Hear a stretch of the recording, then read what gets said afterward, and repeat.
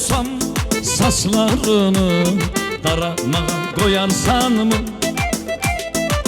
Haraylasam bülbül kimi sen çiğnime konarsan mı? Her küleyden hüner olmaz saçlarını daramağa.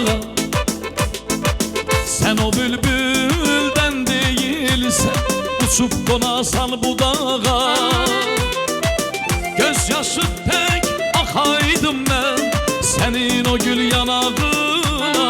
Of dağ döşümde bulak olup öpeydim bal dodağına.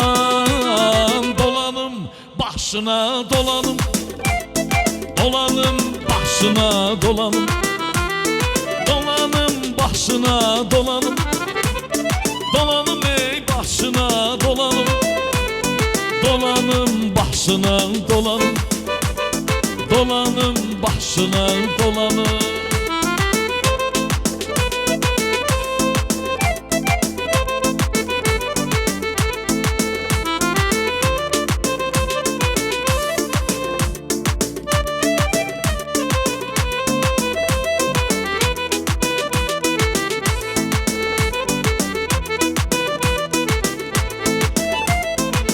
Gel ay güzel üzme beni, bilirəm ki yoktu yarım.